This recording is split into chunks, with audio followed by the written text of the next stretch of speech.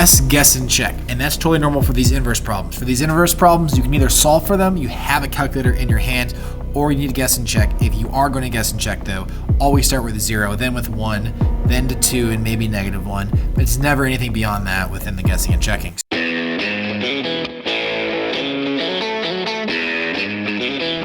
Everybody, welcome to the Cranky Calculus. We're going to talk about inverse functions. Some things you need to know, though, is that we do offer free notes, free keyed notes, everything in the description. So please check on down there for all that stuff. And don't forget to like and subscribe so that we can continue to bring you this content.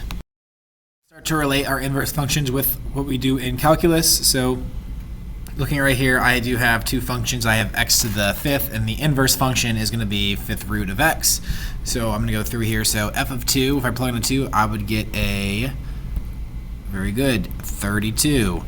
If I plugged in a 32 into my inverse, I would get a 2. So you notice how what we do for our inverses is we just switch out the x's and the y's, which is something you should have been told about inverses when you first learned them. So the derivative of f of x is going to give me 5x to the 4.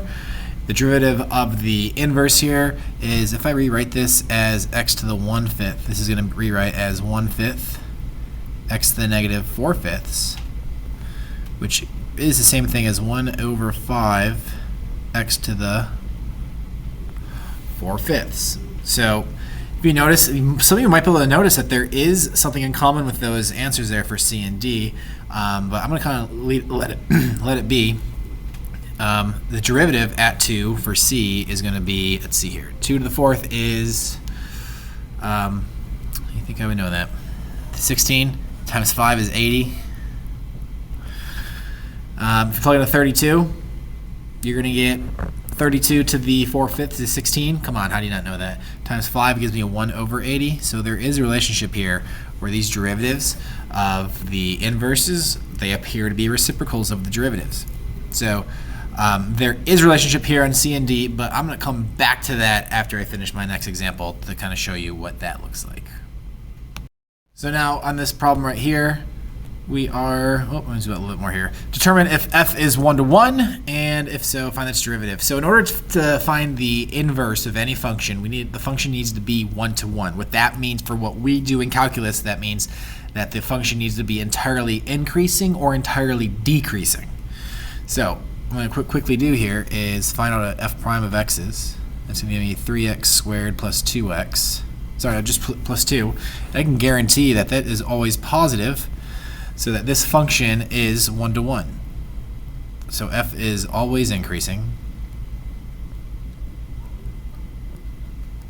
So f is 1 to 1. Any function that is entirely increasing or entirely decreasing will always pass the horizontal line test, and you can find its inverse. So that's good to know here. So for this problem, we are 1 to 1. So now let's go ahead and find the derivative of the inverse. So I'm going to rewrite this as a y equals x cubed plus 2x plus 1. To find the inverse, we're going to flip the x and the y. So x equals y cubed plus 2y plus 1. And now what we're going to do is we're going to take the derivative of this implicitly. So we're going to get 1 equals 3y squared. If I could be better at writing this. 3y squared, tag it dy dx plus 2 tag it dy dx.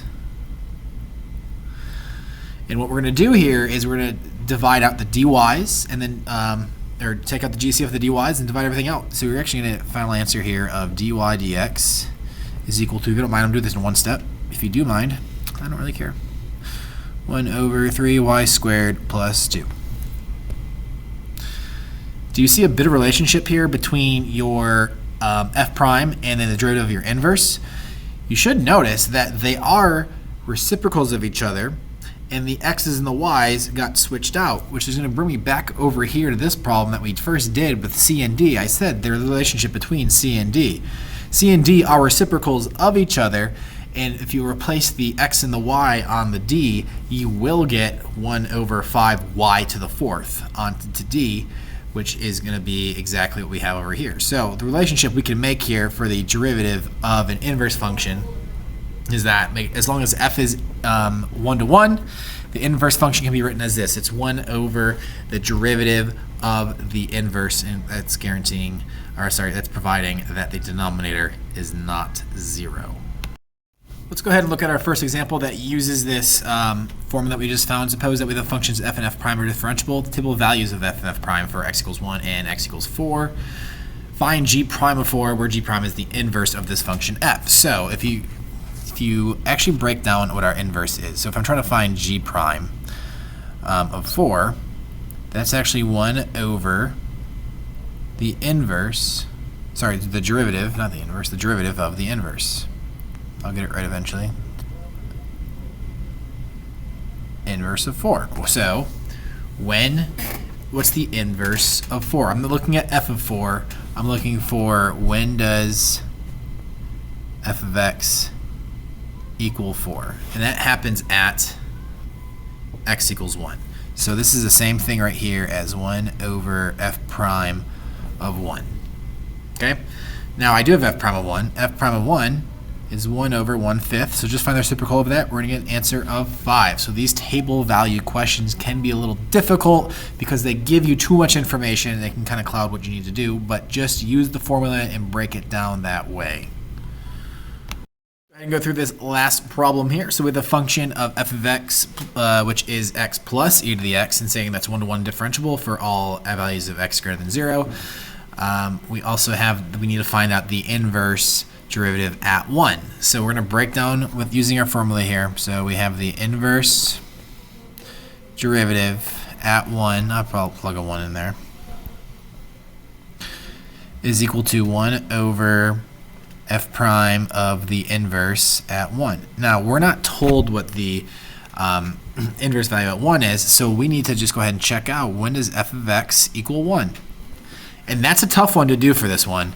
So what we're going to do here is do our best guess and check. And that's totally normal for these inverse problems. For these inverse problems, you can either solve for them, you have a calculator in your hand, or you need to guess and check. If you are going to guess and check, though, always start with 0, then with 1, then to 2, and maybe -1. But it's never anything beyond that within the guessing and checking. So looking at this one right here, if I just start with a 0, I'll get 1 equals 0 plus e to the 0, which is true.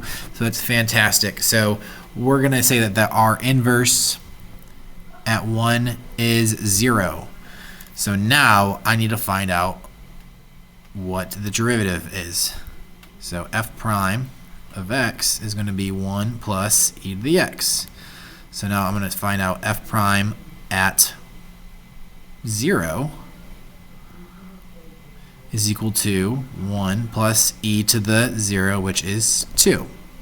So I can rewrite this statement over here with 1 over f prime of 0, which is 1 over 2. And that's going to find our derivative of our inverse.